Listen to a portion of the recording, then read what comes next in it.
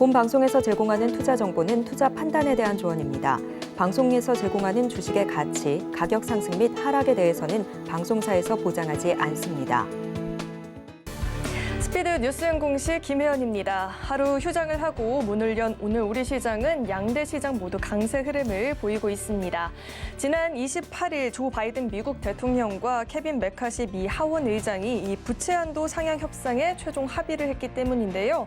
이제 이에 따라서 미국 하원은 현지 시간 30일 운영위를 개최하고 관련 법안의 처리 절차에 들어가게 되는데 하원 운영위에는 부채 한도 협상 타결에 반대하는 공화당 강경파 의원들이 포진되어 있기 때문에 이 통과 여부가 주목이 되고 있습니다. 네, 그런 가운데 오늘장 짚어볼 만한 주요 공시들은 어떤 내용 있는지 만나보도록 하겠습니다. 네, 오늘 시장에서 이 반도체 관련한 종목들 훈풍이 이어지고 있는 모습입니다. 삼성전자, SK하이닉스 오늘장 나란히 52주 신고가 경신하는 모습도 나타났는데요. 그런 가운데 한미반도체가 계약 관련한 공시가 나왔죠. 한미반도체는 중국 용시전자와 79억 2,700만 원 규모의 반도체 제조용 장비 수주 계약을 체결했다라고 오늘 공시가 나왔습니다. 계약 금액은 최근 매출액 대비 2.24%에 해당하는 규모이고요. 계약 종료는 올해 8월 31일이라고 합니다. 네, 이어서 유한양행도 살펴보도록 하겠습니다. 제이인츠 바이오로부터 HERE, 즉 이 사람 상피 세포 증식과 관련한 유전자 단백질을 타겟으로 하는 억제제 기술 라이센스 계약을 체결했다라고 오늘 공시를 했습니다. 계약 규모는 4,298억 원이고요. 계약금 25억과 향후 개발과 허가 그리고 매출액에 따른 단계별 마일스톤이 포함이 되어 있다라고 하는데요. 제이인 A공사는 비소세포 폐암에 HERE 유전자를 표적하는 경구용 TKI 신약 후보 물질인데 현재까지 이를 타깃으로 하는 경구용 약물은 없다라고 합니다. 네, 이어서 오스테오닉도 살펴보도록 하겠습니다. 정형외과용 임플란트 기업인데요. 연결 기준 매출액이 62억 5천만 원, 영업이익은 5억 9천만 원을 달성했다라고 합니다. 매출액은 22년 1분기 대비 58%의 성장세를 보였고요. 영업이익은 흑자 전환에 성공을 했습니다. 이번 실적은 1분기 기준으로 사상 최대 매출이고요. 창사 이래 처음으로 1분기 기준 흑자를 달성했다라고 합니다. 계절적 비수기임에도 불구하고 좋은 실적을 거뒀다는 데 큰 의미가 있다라고 회사는 덧붙였습니다. 네, 마지막으로 FNS테크도 살펴보도록 하겠습니다. 삼성 디스플레이와 디스플레이 제조용 기계장치 공급 계약 체결 소식이 전해지고 있습니다. 360억 규모의 공급 계약을 체결했다라고 공시를 했는데요. 계약 금액은 최근 매출액 대비 53.22%에 해당하는 규모이고요. 계약 기간은 5월 26일부터 내년 6월 30일까지라고 합니다. 이 같은 소식 전해지면서 오늘 FNS테크는 오늘장 강세 흐름을 기록하고 있는 상황입니다. 네, 지금까지 오늘장 주요 공시와 뉴스들 살펴봤고요. 지금까지 스피드 뉴스엔 공시 김혜연이었습니다.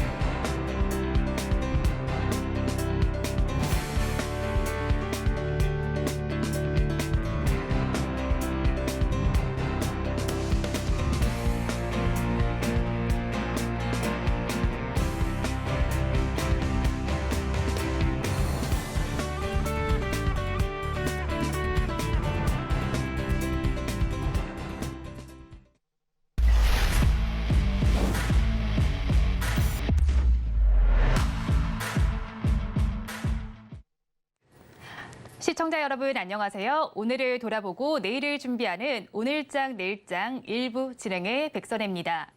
부채 한도 협상은 어느 정도 마무리가 될 것으로 보입니다. 잠정 합의에 따르는 소식에 힘입어서 우리 양대 시장 상승으로 출발을 했습니다. 이 상승 기조 지금도 이어지고 있는 가운데 양대 시장에는 외국인의 매수세도 유입이 되고 있습니다. 오늘 장 어떻게 흘러갈지 마감까지 저희 방송과 함께해 주시기 바랍니다. 본 방송에서 제공해드리는 정보는 투자 판단을 위한 조언일 뿐 해당 주식의 가치와 수익률을 보장하지는 않습니다. 아울러 서울경제TV와 서울경제신문은 당사의 브랜드입니다. 최근 당사를 사칭하는 피해 사례가 늘고 있는 만큼 각별히 주의를 해주시기 바랍니다. 또 저희 방송은 유튜브를 통해서도 보실 수 있습니다. 유튜브 검색창에 서울경제TV라고 검색하시면 저희 방송과 함께 하실 수 있으니까요. 실시간으로 많이 참여해 주시기 바랍니다. 5월 30일 화요일 오늘 장 내일 장 1부는 첫 순서로 시작해 보도록 하겠습니다. 종목별 이슈에 대해서 심층적으로 다뤄보는 시간입니다. 전문가의 시각에 AI의 참견을 더하는 AI 상담소 시간입니다. 오늘은 에이든홀딩스의 이지연 대표님 나오셨습니다. 어서 오세요. 안녕하세요. 네, 그러면 대표님과 이야기 나눠볼 첫 번째 주제는 화면을 통해서 먼저 살펴보도록 하겠습니다. 오늘의 첫 번째 주제입니다. 일단 삼성전자와 SK하이닉스가 오늘 장에서도 또 한 번 연고점을 돌파하고 있습니다. 또 페라리 CEO의 내한도 임박한 상황 속에서 차량용 반도체주가 가속 페달을 밟을 수 있을지 한번 살펴봐야 할 것 같은데요. 관련해서 저는 이런 질문을 챗GPT에게 던져봤습니다. 반도체 분야별로 전망이 어떨까요? 라고 질문을 던져봤는데요.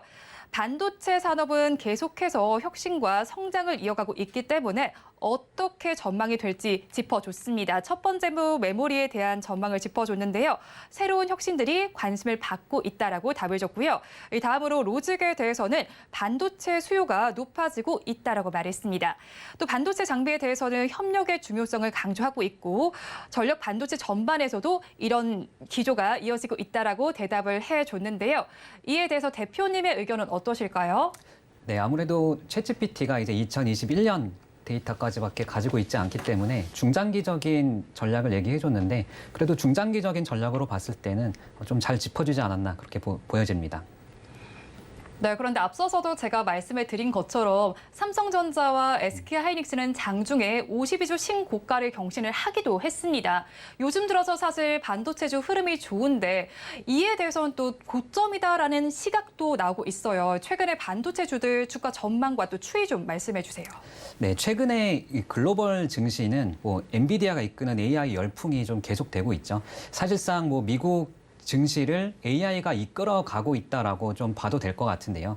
관련해서 국내 증시에도 좀 반도체주들이 좀 강세를 보이면서 시장 전반적으로 계속해서 좀 강세가 좀 나타나는 것 같아요.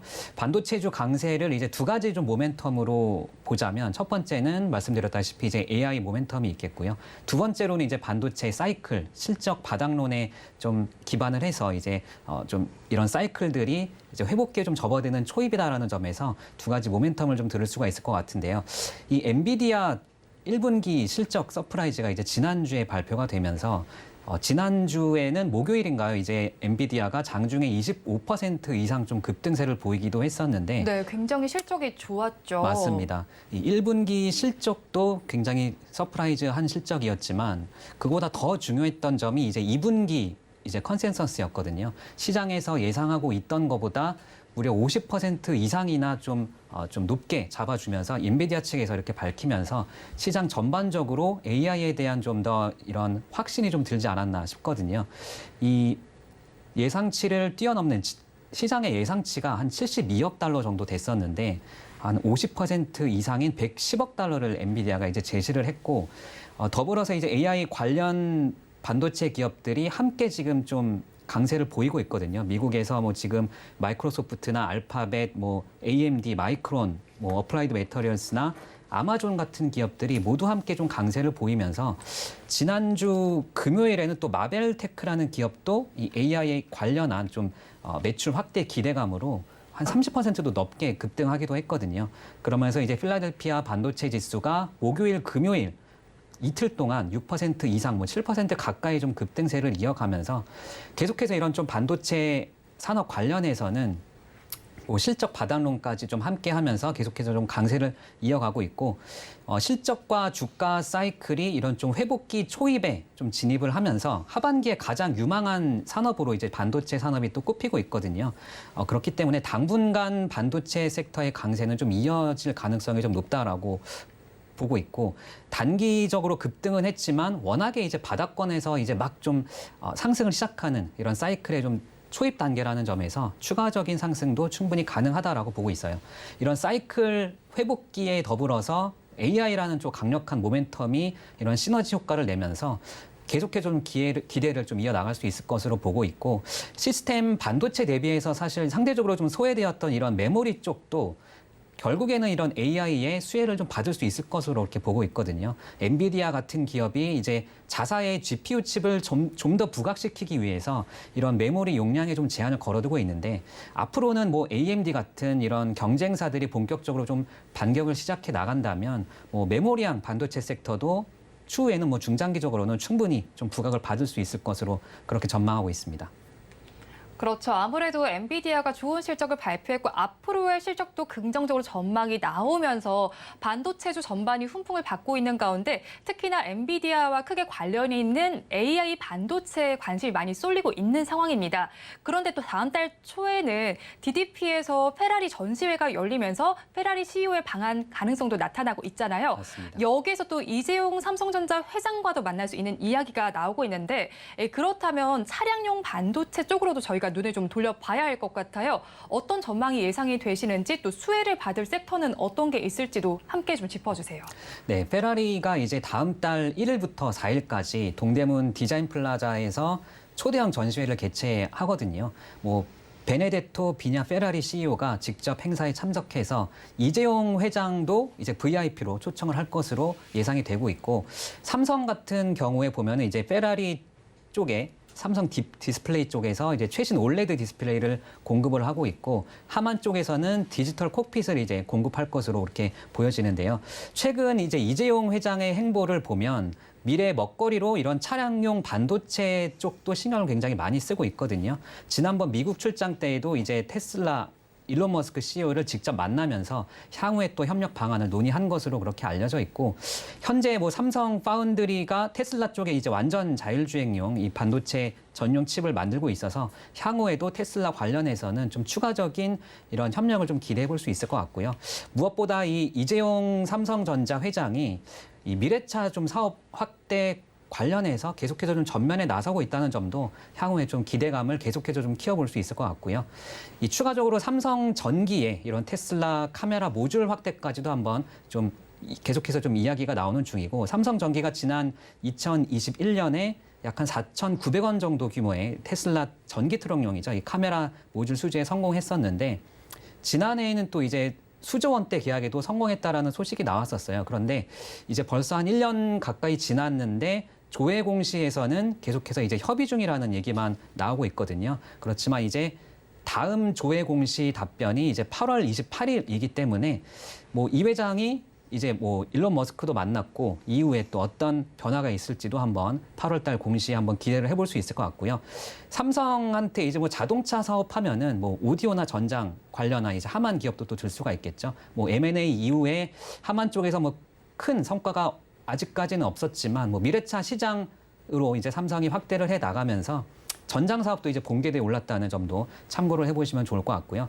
이 삼성의 미래 먹거리 관련해서 좀 굉장히 위기감이 좀 팽배해져 있기 때문에 가시적인 성과를 좀 내야 하거든요. 이재용 회장 입장에서는. 네. 그렇기 때문에 이번 페라리 회장과의 만남에서도 우리가 또 충분히 또 어떤 얘기가 나오는지 한번 기대를 가져봐도 좋을 것 같습니다.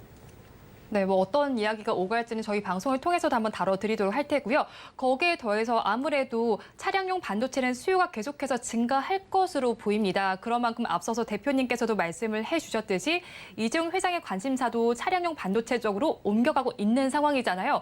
이런 상황에서 저희는 종목을 어떻게 좀 선별해 나갈지 궁금합니다. 지금 좀 힘이 실려 있는 삼성전자를 담으면 좋을지 아니면 뭐 차량용 반도체 하면 떠오르는 뭐 칩셋 미디어나 텔리칩스를 담아가면 좋을지 대표님 의견은 어떠실까요? 네, 전 세계 지금 차량용 반도체나 이런 전장 부품 시장이 2024년이죠. 내년이 되면 기존에 이제 2024년에 한 520조 100조 원까지 될 것 같고 2028년이 되면 910조 원 규모로 커질 것으로 그렇게 예상이 되고 있거든요. 차량용 반도체 시장이 계속해서 좀 폭풍 성장을 해 나갈 것이다. 지난해 이제 차량용 반도체 시장도 전년 대비하면 한 27% 가까이 성장을 했고요. 그리고 27년이 되면은 자율주행차가 이제 계속해서 좀 등장을 해 나가면서 매년 한 10% 이상씩은 성장해 나갈 것으로 기대를 해볼 수 있겠고, 그렇게 되면 이제 추후에는 전체 반도체 시장에서 이 차량용 반도체가 차지하는 비중이 한 10%까지도 늘어날 수 있을 것으로 이렇게 기대를 하고 있거든요. 그렇기 때문에 뭐 이렇게 좀 폭발적인 시장 성장에 대비해서 뭐 독일의 인피니언 같은 전 세계 차량용 반도체 1위 기업이죠. 인피니언이나 뭐 ST 마이크로 같은 이런 글로벌 차량용 반도체 기업들도 계속해서 설비 투자를 좀 확대해 나가고 있고, 퀄컴 같은 기업들도 오토톡스 같은 기업들을 인수하면서 반도체 업계의 시선이 지금 좀 차량용 반도체 쪽으로 계속해서 좀 이어지고 있거든요. 이재용 회장도 이제 일론 머스크 CEO도 만났고, 계속해서 이제 삼성전자도 이런 전장용 시스템 반도체 쪽에 사업을 확대해 나가기 때문에 이번에 또 6월 달에도 이제 그 파운드리 포럼을 개최가 되거든요. 열리는 위치를 보면 뭐 실리콘밸리도 있고 서울도 당연히 있고 이제 중국 쪽도 있는데, 도쿄나 미넨 같은 지역에서는 아무래도 차량용 반도체 쪽에 좀 더 힘을 실을 것으로 그렇게 전망이 되고 있고요. 이 수주전이 굉장히 좀 치열한 분야 중에 하나로 이 차량용 반도체 쪽을 들고 있어요. 그렇기 때문에 삼성 쪽에서도 계속해서 좀 적극적으로 좀 영업에 나서고 있는 모습이고, 지난 3월부터는 이제 암바렐라 쪽에도 차량용 이제 자율주행 관련한 차량용 반도체를 생산하기로 이제 협약을 맺었기도 했고요. 삼성전자가 뭐 이렇게 뭐 AI 관련한 훈풍과 더불어서 반도체 쪽의 강세에 힘입어서 뭐 강세를 이어나가고는 있지만, 차량용 반도체 관련해서 좀 박스권 돌파 흐름을 시도하는 종목들이 계속해서 좀 나타나고 있거든요. 뭐 넥스트 칩이나 뭐 칩셋 미디어, 해성 DS, 텔레칩스, 가온칩스 같은 종목들은 계속해서 좀 주목을 해보시면 좋을 것 같고요. 이 자율주행차 판매량이 추후에는 이제 스마트폰 판매량을 넘어설 것으로 그렇게 전망이 되고 있어요. 자율주행차에 필요한 반도체 개수가 한 대당 한 1,000개에서 2,000개 정도라고 전망이 되고 있는데, 그렇기 때문에 차량용 반도체 쪽 관련해서 계속해서 좀 주목을 해보시면 좋을 것 같다. 좀 이렇게 말씀드리겠습니다. 네, 차량용 반도체 관련해서는 한 차에만 1,000개가 넘게 들어가는 만큼 계속해서 주목해 보라고 말씀해 주셨으니까 참고해서 투자 전략 세워보시기 바랍니다. 이어서 다음 주제는 화면을 통해서 보겠습니다. 오늘 알아볼 두 번째 주제입니다. 반도체주의 상승과 더불어서 로봇 관련주들도 상승세를 보이고 있습니다. 이 포스코가 뉴로메카 등과 손을 잡고 협동 로봇을 개발한다는 소식도 전해지고 있는데요. 그렇다면 로봇 사업의 다양한 섹터 중에서 협동 로봇 사업에 좀 속도가 더 붙게 될지 최근 주가 추이와 함께 좀 설명해 주세요. 네, 지난주에 이제 포스코 쪽에서 뉴로메카하고 그리고 열림 정보 시스템하고 함께 이런 협동 로봇 솔루션 공동 연구 개발 협약을 맺었다는 소식이 있었고요. 오늘 뉴로메카가 장중에 뭐 10% 가까이 또 급등을 했었고, 지금도 한 4에서 5%대 강세를 이어가고 있는데요.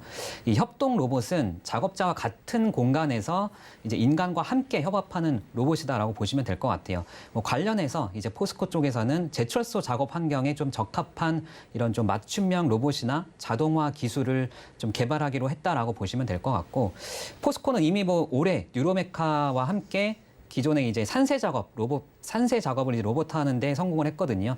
금속을 좀 산성 용액에 담가서 오염 물질을 제거하는 표면 처리 공정이라고 보시면 되겠는데, 이런 뭐 산세 작업 또한 뉴로메카와 함께 이제 공동 개발을 했었고, 글로벌 협동 로봇 시장이 2032년까지 매년 20% 가까이 아주 급성장을 할 것으로 이렇게 예상이 되고 있어요. 그렇기 때문에 최근 뭐 모든 산업에서 이런 로봇과 이런 인간 간의 협업이 계속해서 좀 널리 받아들여지고 있기 때문에 생산을 좀 확장하고 이런 좀 새로운 애플리케이션 같은 것들을 좀 개발하는 과정이 이런 협동 로봇의 좀 성장의 핵심이 될 것으로 이렇게 보고 있고요. 결국에는 협동 로봇의 이런 응용 분야가 좀 넓어지고 있다는 점이 앞으로 이런 협동 로봇 시장의 좀 핵심적인 성장 요소라고 볼 수 있을 것 같아요.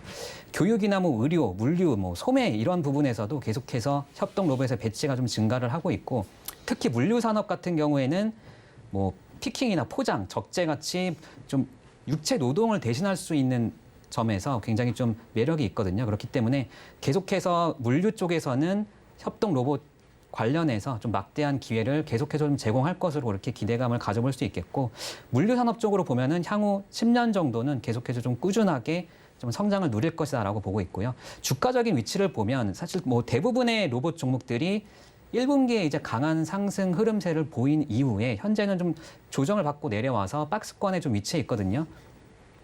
몇몇 종목들은 이제 박스권을 좀 돌파하려는 움직임이 나타나고 있기 때문에 뭐 접근하기에는 뭐 큰 부담은 없는 위치다, 이렇게 좀 보고 있습니다. 네, 일단 물류 사업과 관련해서도 이 협동 로봇 계속 보라라고 말씀해 주셨고 아직 뭐 부담이 없는 위치다라고 말씀을 해주시긴 하셨는데, 사실 우리나라 이야기를 좀 해보면 협동 로봇 시장의 진입이 조금 늦기는 했잖아요. 그래도 세계적인 추세에 맞춰서 계속해서 진입은 해야 할 것 같긴 한데, 이런 가운데 협동 로봇과 관련해서 조금 상승 테마를 받을, 모멘텀을 받을 종목은 어떤 게 있는지 궁금하기도 하고요. 그런 가운데 또 상승을 많이 했다라고 말씀해 주신 만큼 지금 자리에서 접근하기 좀 부담스럽지 않나라는 걱정도 감돌고 있는데, 대표님의 의견은 어떠신가요? 네, 국내 이제 협동 로봇 시장을 보면 국내 로봇 시장도 이제 연평균 한 44% 가까이 아주 가파른 성장세가 예상이 되고 있거든요.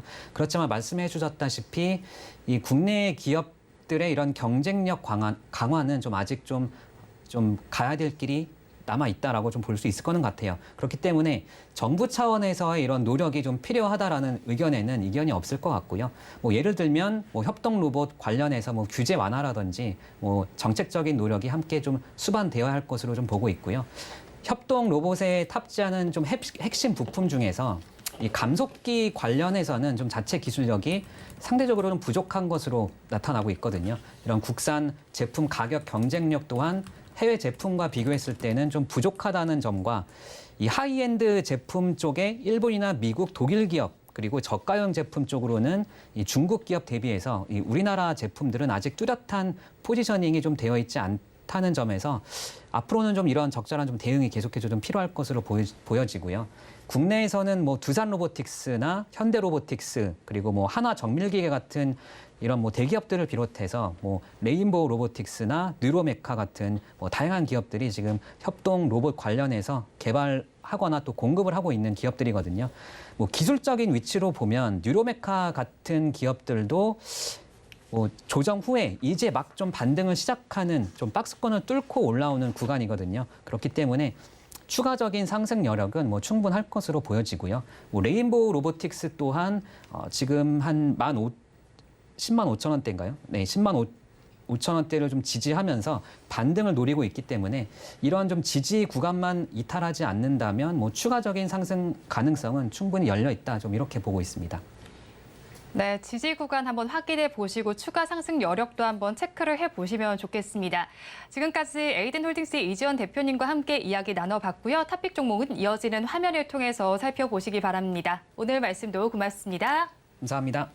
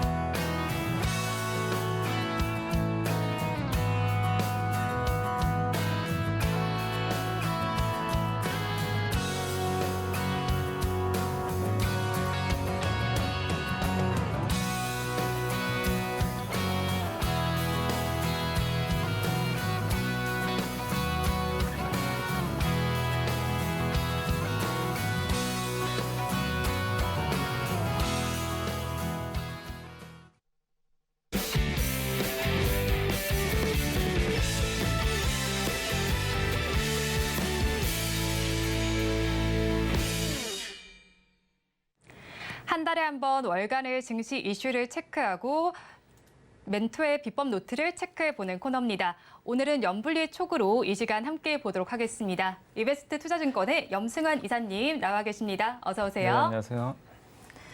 네, 일단 먼저 이사님, 사실 5월 증시하면 5월에 팔고 떠나라라는 격언이 굉장히 잘 알려져 있잖아요. 네. 그런 상황 속에서 뭐 부채 한도 협상도 난항을 겪기도 했었고 이런 가운데서도 뭐 반도체주들은 잘 움직이는 시장이었습니다. 그렇다면 이런 시장 이사님께서는 어떻게 보셨나요? 5월 증시는 사실 중간까지는 그게 맞았다고 볼 수도 있어요. 그러니까 5월에 팔아라. 그러니까 그게 사실 5월부터 10월까지가 이제 수익률이 좀 안 좋다 보니까 그런 이제 하나의 격언처럼 내려온 건데, 근데 사실 좀 이렇게 자세히 알아보시면 이게 완전 반대인 게 S&P 500 지수가 최근 10년 동안 5월에 다 올랐어요. 한 9번 올랐고 한 번만 빠졌거든요. 그래서 너무 격언에 여러분들이 그 휘둘릴 필요는 없을 것 같고요. 일단 5월 중순까지는 좀 조정을 받았고, 다만 이제 5월 중순 이후로 이렇게 가파르게 올라온 건 그동안 사실 2차 전지 엔터가 시장을 이끌었거든요. 근데 네. 여기서 이제 반도체가 이제 그 주도주로 바톤 터치를 했습니다. 그러다 보니까 뭐 반도체는 우리나라에서 시총이 제일 크잖아요. 그래서 시총 비중이 절대적이기 때문에 반도체가 이제 최근에 뭐 엔비디아 효과로 좀 급부상을 하면서 5월 중순 이후로는 강세장으로 완전히 좀 전환되는 그런 모습이 나왔고, 또 우리 쉬는 날 그 희소식이 나왔죠. 미국의 네. 부채 한도 협상도 타결이 됐다고 합니다. 물론 이제 내일 또 표결해봐야 되겠지만 일단 이제 그 생각보다 빠르게 부채 한도 협상 리스크가 좀 해소된 것도 시장의 우호적이었던 것 같습니다. 그래서 5월 중순 이후로는 확실히 좀 완연한 강세장의 흐름이 좀 이어지고 있다라고 보시면 되겠습니다. 네, 5월 중순 이후로는 강세장이 연출되고 있다라고 지금 이 시점에서 짚어주셨거든요. 그런데 지난 시간에는 조선주가 적자의 늪에서 좀 탈피할 수 있다라고 짚어주기도 하셨잖아요. 올해 조선주의 실적 성장이 이루어질 수 있을 것이라고 분석을 해주셨는데, 그렇다면 우리 증시도 변환점을 시작한 이 시점에서 조선주의 성적표는 좀 어떻게 보시나요? 사실 조선주가요, 이게 참 주가만 못 올랐지 올라갈 모멘텀들은 계속 갖고 있었어요. 그러니까 올해 뭐 연초 이후로 좀 피크아웃 우려도 있었지만 수주도 잘 되고 있었고, 성과는 이제 매주 나오죠. 근데 꾸준히 올라가고 있고, 올해부터 이제 흑자전환 할 거다. 실제 또 흑자전환 했고. 근데 주가는 안 갔단 말이에요. 근데 네. 사실 그렇게 안 간다고 해서 그걸 나쁘게 볼 게 아니라 결국에 그런 호재들은 어느 시점에서 이제 선택을 받으면 또 주가가 그 본격적으로 이제 반등하는 경우들이 나오는데, 그게 사실 좀 3월이나 4월이었으면 좋았겠지만 어쨌든 좀 늦었지만 5월에 조선주가 어쨌든 이제 좀 뒤늦게라도 상승을 좀 했다라고 보시면 되겠고, HD 한국조선해양이 이제 대표적으로 5월달에 제일 많이 올랐는데 한 15% 정도 좀 올랐거든요. 그래서 이제 본격적으로 조선주에도 좀 봄바람이 불고 있다라고 보시면 되겠고, 수주도 지금 좋아지고 있고, 아까 말씀드린 대로 실적은 아마 내년까지는 좋을 것 같고요. 제일 중요한 게 이제 선박의 수주 가격인데, 네. 이것도 지금 계속 매주 좀 오르고 있기 때문에 이런 구조가 뭐 당장 바뀔 것 같지는 않아요. 그래서 좀 당분간 계속해서 조선주 뭐 또 이렇게 올랐는데 추격하는 것보다는 이제 항상 말씀드리지만 안 갈 때 미리 좀 투자는 하셔야 됩니다. 근데 보유하고 계신 분들 입장에서는 뭐 쉽게 파는 것보다는 그냥 계속 들고 가자라고 말씀을 드리겠습니다. 일단 조선주는 실적 자체는 괜찮기는 했지만 주가에 잘 미치지 못했다가 지금 좀 나타나고는 있는 것 같습니다. 관련해서 가져가자라는 전략을 제시해 주셨으니까 참고를 해보시면 좋겠습니다. 그렇다면 이사님, 다시 이번에는 저희가 6월을 앞두고 있는 만큼 6월 시장에 대한 전략을 짜봐야 할 것 같습니다. 첫 번째 키워드부터 화면을 통해서 한번 함께 보시면 좋겠는데요.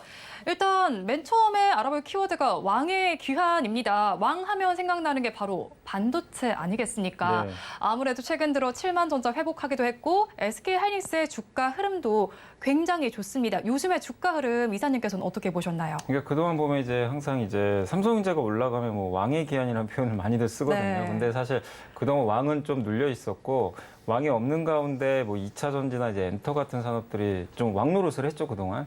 근데 이제 다시 좀 잠자던 이제 왕이 좀 깨어났다, 이렇게 보시면 되겠고, 그 배경은 결국 삼성전자 이제 감산이 좀 시작됐다는 게 가장 컸던 것 같아요. 이제 지난달 그러니까 그 실적 발표할 때 삼성전자가 공식적으로 우리 감산하고 있다 언급을 좀 했고, 이게 외국인들의 투자 심리를 좀 자극시켰고, 올해 외국인들이 12조를 샀거든요, 코스피를. 근데 그중에 10조를 삼성전자를 샀습니다. 그러니까 거의 그냥 반도체에 외국인은 집중 투자하고 있다라고 보시면 되겠고, 그리고 최근에 이제 PC 쪽에서 수요 증가 얘기가 좀 나오고 있고, 또 키옥시하고 웨스턴 디지털이 이제 합병한다는 얘기가 좀 있었잖아요. 이렇게 되면 공급사가 두 개에서 하나가 이제 줄어드는 거죠. 이것도 역시 업황에 좀 상당히 호재가 될 수 있다라고 말씀드리고 싶고, 마지막으로 최근에 이렇게 가파르게 오르는 건 결국 엔비디아로 인한 그 챗GPT, AI 반도체의 메모리 수요가 좀 많이 늘 것 같다. 이런 것들이 이제 더해지면서 최근에 상승 속도가 더 가파라지고 있다라고 말씀을 드리겠습니다. 그렇죠. 이렇게 반도체 투탑이 오른 배경에 대해서 설명해 주셨고 최근 들어서는 아무래도 AI 관련된 종목들 때문에 좀 오름세가 나타난다라고 말씀해 주셨는데 사실 그런데 반도체주는 좀 웃었다라고 봐야겠지만 우리 지수는 상승 탄력이 좀 둔화된 상황이기는 하잖아요. 그렇다면 반도체 업황이 회복됐을 때 시나리오가 좀 궁금하긴 한데 이런 상황 속에서 저희는 어떤 요인들을 좀 체크해 나가면 좋을까요? 그 반도체가 뭐 계속 오를 수는 없거든요. 중간중간 또 조정은 나올 텐데 지금 중요한 건 이제 하반기하고 내년에 대한 좋은 거를 지금 선반영을 하고 있어요. 근데 이런 것들이 우리 기대에 못 미치면 주가는 또 부러질 수도 있습니다. 그래서 앞으로 좀 체크하셔야 될 게 하반기엔 중국 스마트폰 시장이 좀 회복될 거로 지금 보거든요. 지금 상반기 내내 지금 안 좋아요. 근데 이게 실제로 우리 예상보다 회복 속도가 늦어지면 당연히 거기에 반도체가 들어가기 때문에 좀 부정적일 수밖에 없다. 그래서 판매 회복 여부를 좀 체크하셔야 되겠고 그다음에 지금 ISM 제조업 지수랑 그러니까 미국의 제조업 지수랑 보통 반도체 주가가 동행을 하는데 이게 아직까지 그 ISM 제조업 지수가 굉장히 많이 떨어져 있어요. 지금 한 46, 7 정도 왔다 갔다 하는데 이게 이제 결국 그 내일 모레죠. 6월 1일 날 이제 발표가 될 텐데 그때 좀 반등하는 모습이 나와야 됩니다. 근데 그때도 반등을 못 해주면 일부 실망 매물이 또 나올 수 있거든요. 그래서 미국의 이제 동행 지표죠. ISM 제조업 지수 또 이 글로벌 유동성 증가압률. 이건 뭐냐면 이제 그 전 세계적으로 돈을 푸냐 줄이냐 이걸 나타내는 건데 요거는 조금씩 증가는 하고 있어요. 네. 그래서 우리가 체크해야 될 건 ISM 제조업 지수 이런 것까지 좀 데이터를 보시면 좋겠고 그리고 삼성전자가 반도체 감산을 지금 계속 하고 있는데 한 10에서 15% 정도 이게 감산했다는 뭐 얘기들은 나오는데 더 적극적으로 해주면 좋겠죠. 그러면 더 상승 탄력을 받을 텐데 그 부분은 아마 좀 여름 정도에 다시 한번 그러니까 2분기 실적 발표 후에 확인이 좀 가능할 것 같습니다. 그래서 삼성이 이제 반도체 감산 강도가 더해지는지 이 부분까지 한번 앞으로 우리가 좀 세세하게 좀 체크를 해나가야 될 것 같습니다. 네, 일단은 중국에서 스마트폰이 판매가 어느 정도 회복이 될지도 살펴보셔야 되기도 하겠고요. 삼성전자의 반도체 감산 효과도 어떻게 나타날지 체크를 계속해 보시면 좋겠습니다.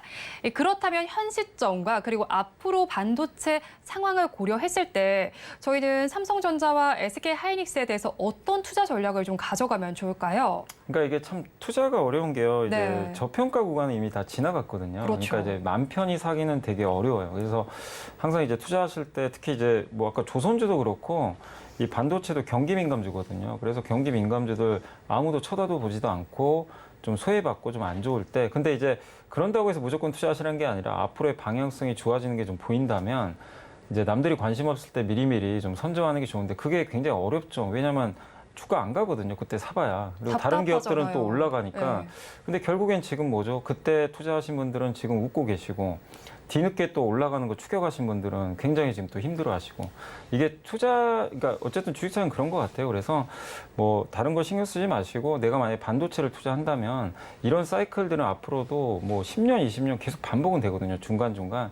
그래서 이번 사이클을 결코 잊지 마셨으면 좋겠고 어쨌든 지금은 저는 투자는 조금 자제하자. 왜냐하면 저도 계속 여기 와서 반도체를 매달 꾸준히 좀 비중을 좀 늘리는 것도 나쁘지 않고 긍정적으로 말씀드렸는데 네. 아마 지금은 제가 아까 서두에 말씀드린 대로 싸게 살 수 있는 구간은 이미 지나가 버렸거든요. 그러면 일단 여기서 만약에 주가 흔들리면 굉장히 또 고생할 수 있습니다. 그래서 조금 조정이 나올 때까지는 기다리시고 다만 이제 그 들고 가시는 분들 입장에서는 지금 굉장히 만약에 싸게 사신 분들이 계시다면 그냥 맘 편히 들고 가시는 게 낫다. 조정이 나와도 그건 좀 무시하시면 되겠고 저는 개인적으로 내년까지 그냥 좀 보유하는 전략이 어떨까 이렇게 말씀드리겠습니다. 반도체주와 관련해서는 일단은 저평가 구간은 지났다라고 말씀해 주셨어요. 좀 저렴하게 살 수 있는 구간은 지난 만큼 가지고 계신 분들께서는 내년까지 잘 보유를 해보시고요. 지금이라도 접근하겠다 싶으신 분들께서는 조정의 기회를 좀 노려보시면 좋을 것 같습니다. 그런 상황 속에서 아무래도 최근에는 반도체주들 올랐던 이유가 엔비디아의 호실적 덕분이었습니다. 호실적과 더불어서 주가까지 쭉 올라가면서 아무래도 반도체주들 전반으로 견인이 됐다라고 봐야 할 것 같은데요. 그렇다면 이런 상황 속에서 엔비디아가 1조 달러 클럽의 가입을 앞두고 있는 상황인데 수혜를 볼 만한 기업에는 어떤 게 있을까요? 요건 이제 그 엔비디아가 만드는 반도체가 A100이란 반도체가 있어요. 이제 요게 굉장히 좀 비싸죠. 한 몇 천만 원 할 겁니다. 근데 챗 GPT에 이 반도체가 들어가거든요. 근데 그 A100이란 이제 반도체에 그 SK 하이닉스의 HBM2라는 고대역폭 메모리 반도체가 같이 들어가요. 네. 그렇기 때문에 이제 하이닉스가 최근에 강한 이유가 삼성보다 이 엔비디아 효과 때문이거든요. 왜냐하면 삼성이 아니고 하이닉스가 공급을 하고 있어요. 그래서 실제적인 좀 수혜주고 또 그리고 이제 이 HBM 그 고대역폭 메모리 같은 경우는 후공정 이제 기존의 반도체는 이렇게 단독주택이라고 그냥 생각하시면 돼요. 그러니까 네. 집 한 채죠. 이걸 이제 옆으로 이렇게 좀 이 벽렬로 이제 그 해놓은 건데 HBM은 뭐냐면 12층짜리 아파트 쌓는 거랑 똑같아요. 그러니까 하나의 칩에 이 D램이 12개가 들어가는 거예요. 이걸 좀 쌓아가지고 그 중간에 엔비디아 칩 여기 GPU 있거든요. 여기에 4개가 이제 골고루 그러니까 4개의 아파트가 감싸고 있는 겁니다. 그래서 성능이 굉장히 좋아지는 건데 근데 이걸 쌓아야 될 거 아니에요. 이 D램을 이렇게 적층을 한다 그러는데 그 적층하는 이제 장비들을 만드는 기업들 중에 하나가 한미반도체. 그러니까 이거를 지금 저는 투자하시라는 얘기는 아니고 왜냐하면 특히 한미반도체는 올해 저점에서 3배나 올랐어요. 네. 그러니까 지금 투자하시면 안 되고 다만 여기에 관련된 기업들이 이제 한미반도체, 그다음에 검사 장비 만드는 이오테크닉스, 또 거기 관련된 PSK 홀딩스 이런 기업들이 있으니까 이런 기업들이 수혜주는 맞는데 지금 주가들이 좀 올랐으니까 나중에 좀 조정이 좀 나오면 그때 관심을 가져보시고 아무튼 한국의 대표적으로 이런 기업들이 그 엔비디아 효과를 좀 받고 있다라고 말씀드리겠습니다. 일단은 엔비디아 효과로 더 크게 좀 수혜를 받는 기업은 SK하이닉스다라고 짚어주셨는데 그와 관련해서 적층을 하는 기업까지 짚어주셨고 나머지 종목들까지 알려주셨으니까 이 부분도 한번 체크를 해보시면 좋겠습니다. 이어서 다음 주제에 대한 이야기를 좀 해보도록 하겠습니다. 두 번째 주제 한번 살펴볼 텐데요. 한한령이 다시 꿈틀거리고 있습니다. 최근에 아무래도 한미일 정상회담이 있으면서 중국은 이에 대해서 굉장히 반발을 하고 있는 움직임이 나타나고 있죠. 뭐 정용화 씨 예능 출연도 뭐 금지됐다라는 소식도 나오고 있고 네이버도 사실은 접속이 잘 안 된다 이런 이야기가 나오고 있습니다. 네. 이렇게 된다면 사드가 다시 또 나타나는 게 아니냐, 그때 보복 조치가 나타나는 것이 아니냐라는 이야기도 나오고 있는데 이사님 보시기엔 어떠세요? 저는 사드 가능성 그렇게 높지는 않은 것 같아요. 그렇게 높진 사드는. 않을까요? 왜냐면 그때랑 지금이 좀 다른 점은 그때 이제 2016년 이제 지나서 17년도인데 네. 그때는 미중 반도체 전쟁이 이렇게 심하지는 않았거든요. 뭐 물론 이제 트럼프랑 좀 싸우곤 있었지만 이 정도는 아닌데 지금 중국 입장에서도 우리랑 나쁘게 지내서 좋을 게 없는 게 왜냐하면 지금 미국이 반도체 교정 엄청 세게 하고 있습니다. 근데 이번에 또 마이크론 것도 안 쓰겠다고 그건 중국 스스로 나서버렸잖아요. 네. 그럼 마이크론 거 안 쓰면 누굴 걸 쓰겠습니까? 방법은 삼성과 하이닉스밖에 없고요. 거길 못 쓰면 뭐 아예 IT 산업을 안 하겠다는 건 똑같기 때문에 중국 입장에서도 한국과 척질 이유가 별로 없어요. 이제 다만 불편하겠죠. 뭐 이제 최근에 외교적인 이슈 때문에 그래서 예능 출연이나 뭐 이런 건 하지만 대대적인 뭐 사드 보복 사태처럼 그게 불거지진 않을 것 같고 특히 최근에 한국 메모리 반도체 공급을 또 요청을 했다고 합니다. 그러니까 이런 상황에서 중국도 한국에 만약에 이제 계속해서 이런 보복 사태가 이어진다면 우리 한국 입장에서도 지금 뭐 중국 쪽에 적극적으로 이런 반도체 수출을 할 요인이 떨어질 수밖에 없잖아요. 그렇죠. 그러니까 결국에 뭐 정치는 정치지만 그 시장 경제 안에서 서로 또 이해관계가 맞아야 되거든요. 그래서 저는 이런 지금 흐름을 봤을 때 중국도 한국에 요청하는 것들이 분명히 있기 때문에 무작정 그때 사드 리스크처럼 그냥 광범위하게 이런 이제 제재를 하거나 그럴 가능성은 좀 높지 않지만 일부 좀 그러니까 단체 관광을 좀 못하게 한다거나 그런 좀 피해는 있을 수 있어요. 그러나 그때만큼의 어떤 이제 제재는 없을 걸로 저는 예상을 하고 있습니다. 네, 사드 때 당시만큼의 피해는 없겠지만 약간의 소폭의 피해가 있겠다라고 짚어주셨습니다. 그런 만큼 또 중국이 또 경제와 정치를 분리하는 기조를 보이겠다라고 말씀해 주신 것 같아요.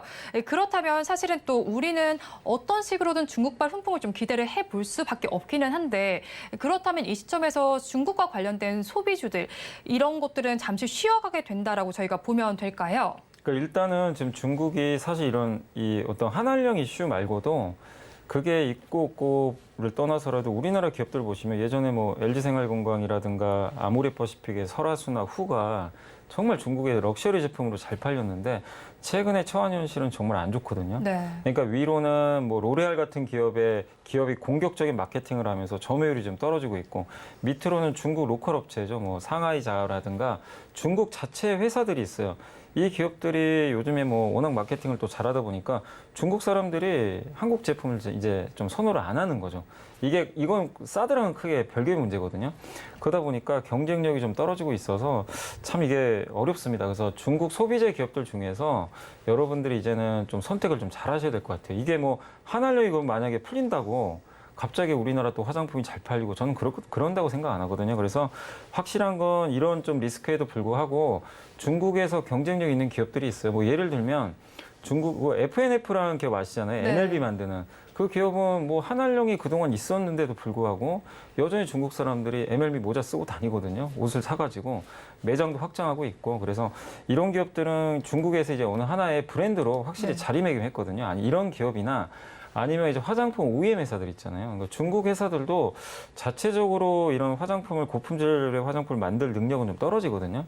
그러다 보니까 이제 코스맥스나 한국 콜마 같은 기업들한테 요청을 하는 거죠. 좀 만들어 달라. 그러니까 오히려 이런 기업들은 수혜를 받을 수도 있는 거죠. 그래서 예전처럼 모든 기업들이 수혜를 받진 어렵고 그 안에서 정말 선별을 잘 하셔야 된다. 그래서 중국 소비주 투자는 난이도가 이제 점점 올라가고 있는데 그 안에서 옥석 가리기만 좀 잘 하신다면 오히려 또 좋은 선택을 좀 할 수 있거든요. 그래서 지금은 좀 압축을 좀 하자라고 좀 말씀드리고 싶습니다. 네, 말씀을 해주신 것처럼 중국과 관련해서 뭐 K-뷰티 쪽 같은 경우는 대형주 위주로는 사실 그렇게 성적표가 좋지를 못했습니다. 그럼에도 OEM 관련된 종목들은 그렇게 타격을 받지 않은 것으로 보이는 상황이고요. 뭐 FNF와 같은 기업의 경우에는 자리가 이제 브랜드로 매김한 만큼 그런 타격이 크게 없었다라고 말씀을 해주셨는데 그렇다면 K식품주도 굉장히 궁금해요. 이런 것에 대해서는 좀 중국의 영향이 제한적일 것이다라고 분석을 해주셨는데 그렇다면 저희가 이 시점에서 좀 안전하게 바라볼 만한 중국의 소비주는 없을까요? 근데 이제 중국 사람들도 보면은 화장품 같은 뭐 고차오라고 그래가지고 애국 소비 같은 걸 좀 하긴 하거든요.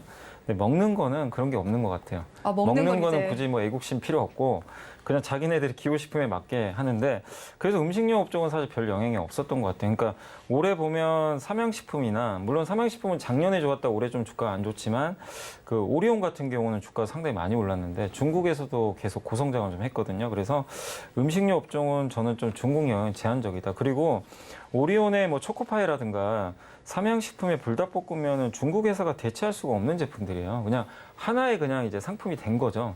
그렇기 때문에 우리가 뭐 사실 코카콜라 아무리 그 약간 비슷한 게 나와도 그냥 코카콜라 마시는 거랑 똑같은 거죠. 네. 그러니까 대체가 불가능하거든요. 그러니까 이런 상품들은 뭐 중국이 아무리 잘한다고 해도 큰 타격을 받을 것 같지 않고 또 우리 한국의 뭐 이 음식료는 아니지만 엔터가 여전히 잘 나가는 거는 K-팝을 도대체 뭐 누가 대체를 하겠습니까? K-드라마도 대체가 사실 불가능하거든요. 그래서 네. 이 중국 내에서 뭐 한알령이 있고 또 중국이 또 우리나라 거를 좀 대체하려는 움직임은 분명히 있지만 이런 스타일의 기업들은 대체가 좀 불가능하기 때문에 이쪽에 대해서는 장기적으로 여전히 저는 좀 긍정적으로 바라보고 있습니다. 그럼 엔터주에 관련해서 조금 말씀을 해주시면 좋겠는데 사실 뭐 중국과 관련된 기업이 아니라면 좀 저희가 지금 시점에서 바라봐도 괜찮을까요? 아 근데 이제 네. 엔터주들 주가가 뭐 여기 보시다시피 네. 정말 어마어마하게 올랐거든요. 네. 밸류가 싸진 않습니다. 그래서 저는 좋은 기업인데 주식 관점에서 그렇게 좋아 보이진 않아요. 그러니까 착한 가격은 아니거든요. 그래서 항상 우리가 투자할 때 주의해야 될 거는 좋은 기업과 좋은 주식은 완전 다르거든요. 좋은 주식은 가격까지 좀 착해야 되는데 지금 엔터주를 싸다고 하신 분은 없잖아요. 이미 그렇죠. 좀 올라가. 그러니까 뒤늦게도 들어가는 거는 또 고통스러울 수 있으니까 지금은 엔터주 저도 개인적으로 굉장히 좀 업황은 좋게 보지만 지금 좀 투자는 좀 자제하는 게 맞지 않나라고 말씀드리겠습니다.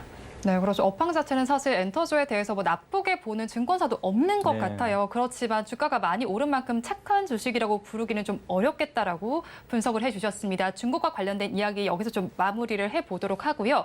이번 이슈는 좀 MSCI와 관련된 이야기를 해봐야 할 것 같습니다. 뭐 선진지수 편입과 관련해서 한 달 정도가 남아있는 상황인데 그런데 우리나라가 편입되기는 아직은 좀 시기상조라는 분석도 나오고 있습니다.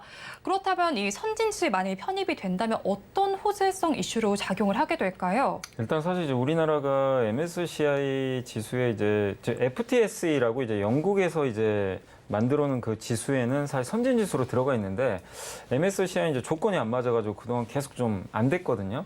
사실 이제 사이즈로 보면 원래 들어가야 정상인데 다만 이제 어쨌든 만약에 들어가게 된다라면은 일단 밸류에이션 자체가 올라가죠. 우리나라는 신흥국이에요 아직은 요 네. 지수에 안에선 신흥국보다 여러분도 아시겠지만 당연히 유럽이나 미국 같은 국가들의 PER이라고 그러죠. 이 PER이 훨씬 높잖아요. 그럼 당연히 선진지수에 올라가면 이제 밸류에이션이 올라가게 됩니다. 그 효과가 있고 그 다음에 여기 선진지수를 추종하는 펀드들 중에서 연기금들이 되게 많아요. 우리나라뿐만이 아니라 글로벌 연기금 많잖아요. 네. 거긴 보통 장기 투자를 많이 하는데 선진지수 위주로 하거든요. 그러면 우리나라에 들어오는 자금들이 장기 자금들이 많이 들어오겠죠. 이 부분은 한국 증시 안정성을 높이게 되고 또 이렇게 중장기 외국계 자금들이 들어온다면 우리나라 주식을 산다는 건 뭐죠?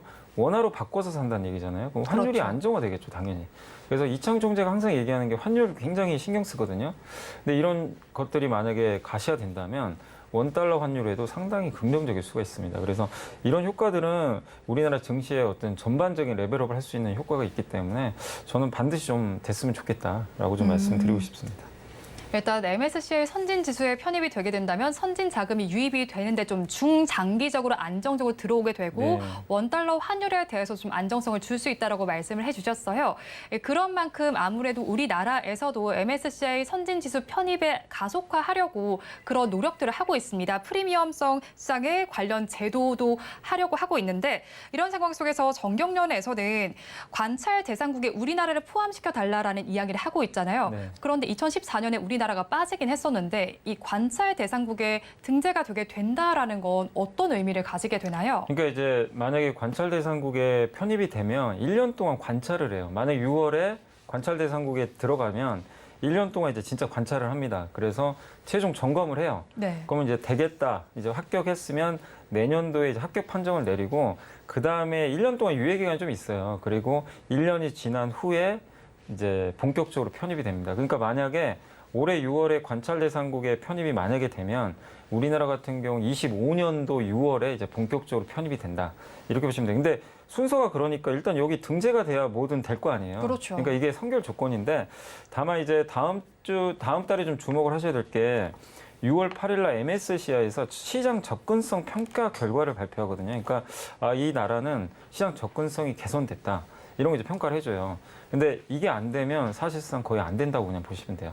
근데 여기서 긍정적인 이제 평가 결과가 나오면 6월 22일 날 시장 재분류를 하거든요. 그때 들어갈 가능성이 높아요. 그래서 가장 이제 1차 관문은 여러분들이 관심 가지셔야 될 건 6월 8일입니다.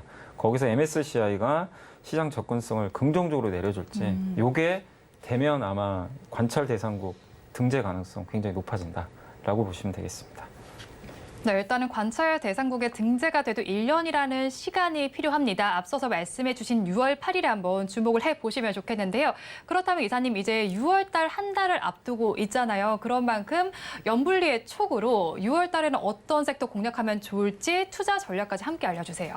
일단 6월까지는 증시 좀 괜찮을 것 같습니다. 이게 불확실성 이제 부채 한도 협상도 좀 해소가 됐고 또 미국의 금리 인상 사이클도 거의 끝나가거든요. 그래서 괜찮은 흐름이 나올 텐데 다만 이제 항상 그렇지만 주식은 좀 못 오를 때 미리 좀 투자를 하셔야 편하게 수익이 나니까 이제 와서 반도체 너무 또 뒤늦게 좀 쫓아가지 마시고 조정은 또 언제든 나오니까 좀 기다려주시면 좋겠고 다만 비중을 줄이지 말자 이 말씀 드리고 싶고 그리고 성장주에선 저는 좀 개인적으로 IRA 또 수혜가 있는 게 풍력 회사들 있잖아요. 그래서 해상 풍력주들 보시면 좋겠고 AI가 반도체만 있는 게 아니잖아요. 로봇이라든가 네. 자율주행도 다 AI 한 형태니까 괜찮고 경기 민감 보통 반도체 가면 또 경기 민감주가 같이 가거든요. 그래서 석유화학, 조선 상사 업종들 이런 업종들도 한번 민감주니까 관심을 기울여 보시면 좋을 것 같습니다.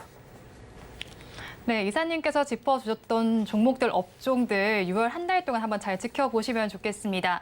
오늘도 연불리의 촉으로 이 시간 함께했습니다. 이사님 오늘 말씀도 고맙습니다. 감사합니다.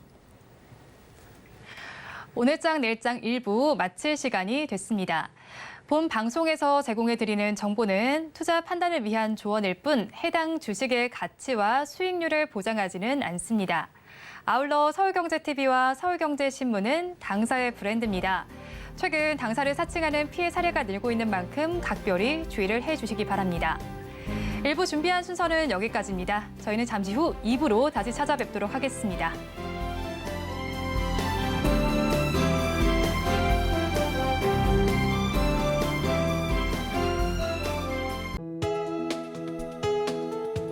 본 방송에서 제공하는 투자 정보는 투자 판단에 대한 조언입니다. 방송에서 제공하는 주식의 가치, 가격 상승 및 하락에 대해서는 방송사에서 보장하지 않습니다.